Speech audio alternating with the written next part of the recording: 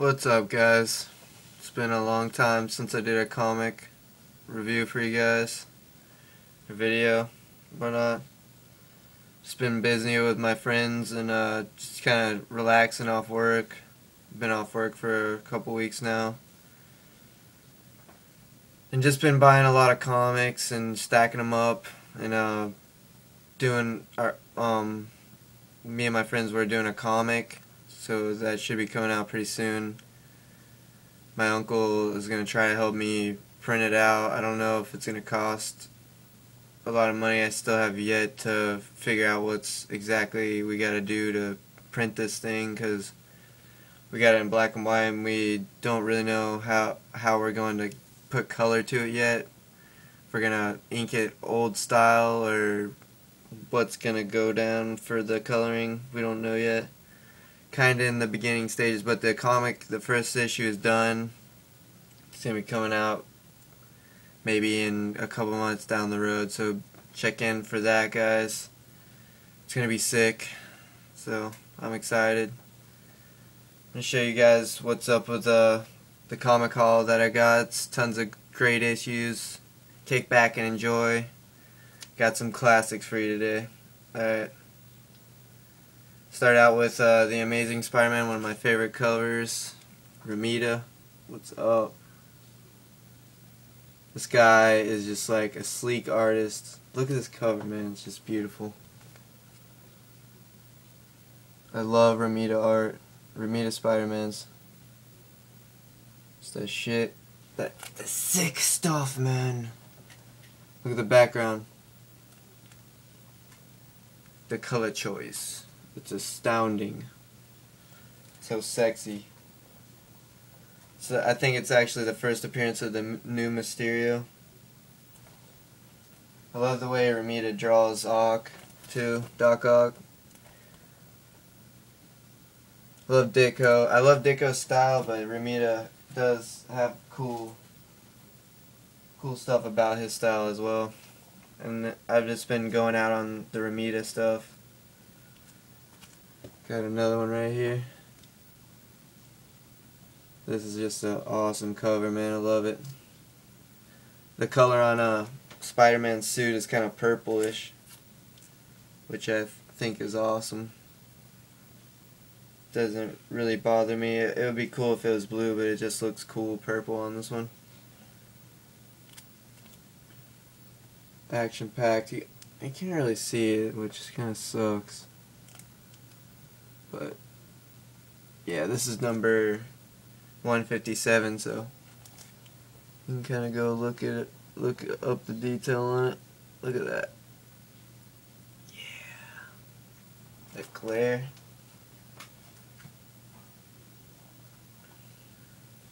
I got 181. I got this for pretty cheap on my comic shop.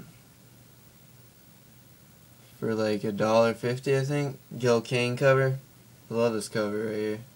It's got the classic Lizard, Doctor Doom, Doc Ock, Kingpin. Some great Spider-Man villains to have right there. The floating head stuff. I don't like the floating, when they do the floating head, but whatever. It's still cool.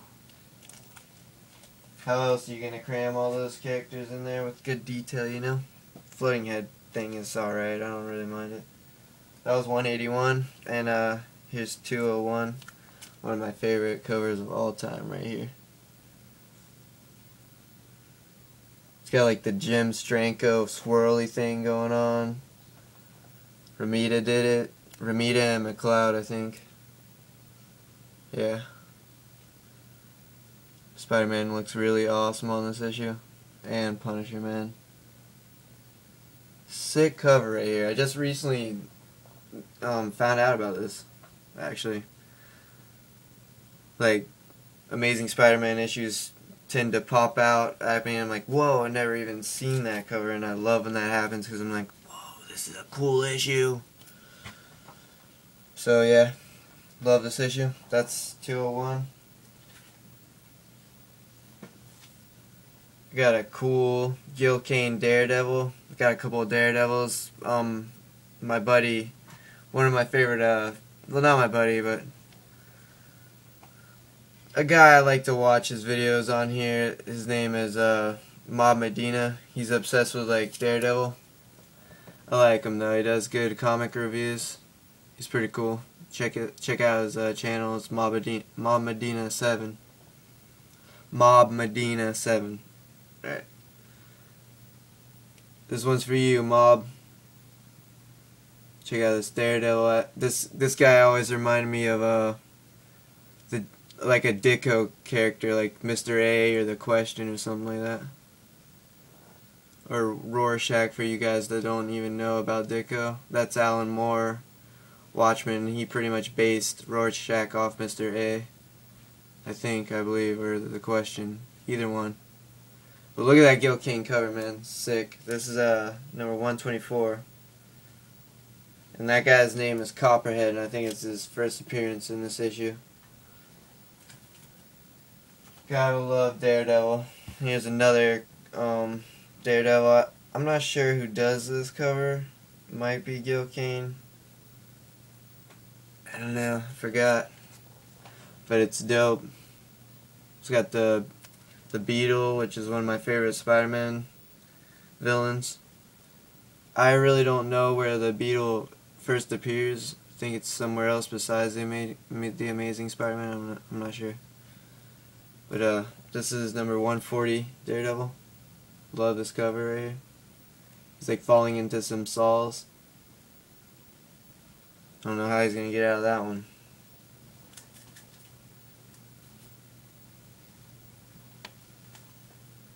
I got some really... This is like, I'm starting to get into DC, and I got some really like sick DCs. Because I just like been wanting some Batman, been getting into Batman because it's 75 years recently. Been watching the movies, been just getting real Batman motivated, and been going out and getting some Batman comics. So check this out, Batman and Superman in World's Finest. This is like a 10-cent issue right here. I got it like good condition, man. Look at that. Paid $10 for this thing, man. It's like worth like 70 at least. I got excited, and this is like one of my favorite Superman artists is if I can remember his name, Kurt Swan. Yeah, I'm pretty sure it's Kurt Swan. It's Kurt Swan, and the inks is Stan K or something like that. Then there's a script by Bill Finger in here with inks by Sheldon Moldoff. You name it. This issue has it. Dick Springs in this one, I think. But World's Finest. This one's from 1959, I believe. It's got Lex Luthor, Batwoman, Superman, Batman, Robin. It's got them all on one cover, man. It's awesome. One of my favorite covers. And then this machine right here is Depleting Superman. I think they're at like a science fair or something like that. And Lex Luthor is posing as one of the people there that's trying... I don't know, I can't really remember. He's posing as a scientist for like a science, like, you know, people win awards for science things, and he built this thing. He's got Superman, this molecular machine is disintegrating him, so that's pretty cool. I love this issue. Glad I found it. Found it in one of my local comic shops too. It's called Comic Central. Alright, I got a Neal Adams. I've been getting into some Neal Adams lately. And this is one of my favorite covers of all time right here. Of Batman. There's a few covers in Detective Comics that I actually really love, and this is one of them. I like that one where, I'm not sure if it's a Batman cover, I think it's Batman actually, where he's like looking down, and he's like, Batman's like a fog over the, you know what I'm talking about. I'll show you one of these days. But that's one of my favorites. I love Neal Adams. And this is a Dick Giordano, I think, right here. That is an awesome cover right here. Creeper's one of my favorite villains. Ditko made him up, so he's like one of my all-time favorite villains for Batman. You don't see much of him. This is like the only like really awesome cover with him and Batman on it that I've seen. Unless there's some other ones I don't know about yet. But this is one of my favorite covers all time right here. I only get my favorite comics usually. This is number 447. Sweet. And then I recently found this series right here. Joker, what the hell? The Joker self-titled. Need something to drink, I'm starting to get thirsty. The Joker, I'm not sure who does this cover. I think it's Dick Giordano, I'm not sure. It's gotta be somebody cool because the art's really sick. Joker and the Creeper, two of my favorite villains for Batman. And I got this just because it's like a homage to Joe Shuster's first Superman issue. George Perez does this one. It's a really sweet one to have. It's just like the first issue of Superman, but it's in Action Comics. Good one to have. Really stoked to have that one. And recently Godzilla came out. I got pretty stoked on that. It was an alright movie. I think they could have done better with like the lighting and whatnot. You couldn't really see. And but it was an okay movie. I liked it. So I got inspired to pick this up for pretty cheap. Godzilla #1. Always wanted this issue, so it's pretty sick to have.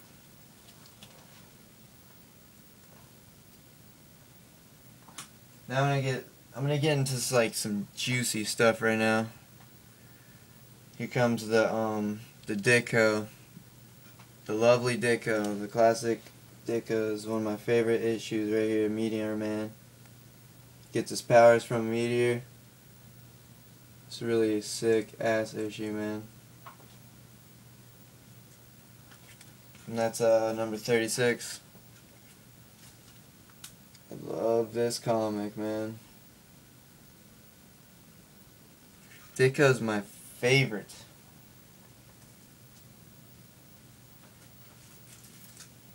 Check this one out right here. King Size Annual #2. Story with Doctor Strange in here. Fabulous art, man.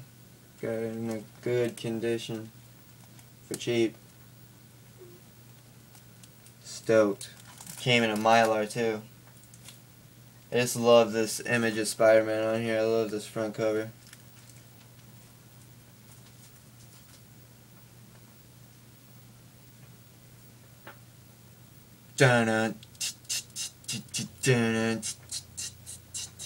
Look at this cover, dude. Tell me that is not like, what the hell, awesome as shit. Awesome! It's got the flying pumpkins. He's spinning around a pole. I don't know what the hell Goblin has, but he has like some net shit. I think it's a net. One of the best covers of all time right here, folks. Cherish and love this. Love it. That thing is in pristine condition as well. Really stoked to have this one too. First appearance of MODOK. Love this freaking comic, man. I've been wanting it for quite some time. Just actually recently discovered this one. Thanks to my buddy. He was like scrolling through the Tales of Suspense and he's like, dude, first appearance of MODOK. I was like, what? In Tales of Suspense? I thought he was like some new character. I didn't even know about MODOK. I thought he was like a 70s character. Shows how much I know, and I didn't even know Jack Kirby created him. What an idiot, right? Can't believe I even told you guys that. Disgusting. But yeah, after I read this issue, MODOK is fucking awesome character. So I've just been getting stoked off of him. And not to mention, this is one badass cover. It's got MODOK right here, if you don't notice, right here. In the corner, a bunch of AIM soldiers. And Cap, a really sweet ass image of Cap punching an AIM soldier. Told you I had some stuff for you guys in this one. And, play the Hallelujah theme song, because this one is sick as hell. Hallelujah! Came in a Mylar, got it on my comic shop. The Origin of Captain America. Issue 109, man. In good condition.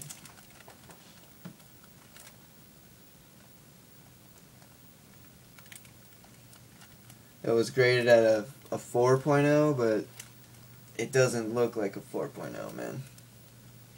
Looks like a 6. I would even give it a 7, dude. There's no creasing in the spine. Staples are intact. No wrinkles, no stains. Perfectly white. I mean, you guys could see it on here. That it is freaking in fabulous condition. I'm stoked on this one, guys. One classic comic. And I got some, I got this giant size Invaders from my local Acme. Love this cover right here.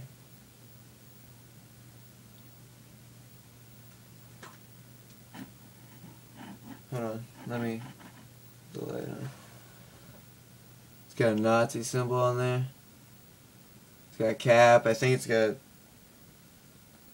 maybe that's the New Age and the old Human Torch. I'm not sure. Some Mariner, Bucky. Cool cover, man. Ramita. And I was flipping through the Spider-Womans at my comic shop. Not Acme. My comic shop.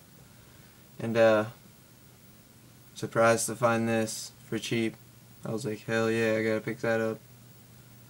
Because who knows when they're gonna throw in Spider-Woman in one of these movies, you know? Then you can't have this issue. It'll be too expensive. But yeah, that's an awesome issue. I think this is Carmen Infantino as well. Love Carmen Infantino. Carmine, however you say it. I think this is it's my last issue. This video is getting long. I'll have another part because I just got a ton of comics I can show you guys. That ain't nothing, that was just like a little piece. So stay tuned after this one, and here we go out with a bang. Ditko cover, man. It's like a reprint of the Fly, Jack Kirby's Fly. I think when he was on another title. I'm not sure which I think it's Timely. I'm not sure, it wasn't Marvel yet. I think it was Timely Comics. But it's the reprint of his story. It's Jack Kirby artwork in here, inside, and a Ditko cover. So Jack Kirby, Ditko, boom. Two of my favorite artists from one book. Thanks for watching my video, guys. Hope you enjoyed the comics. And stay tuned for more. Thanks, guys. Peace out. Culture Comics is out of here.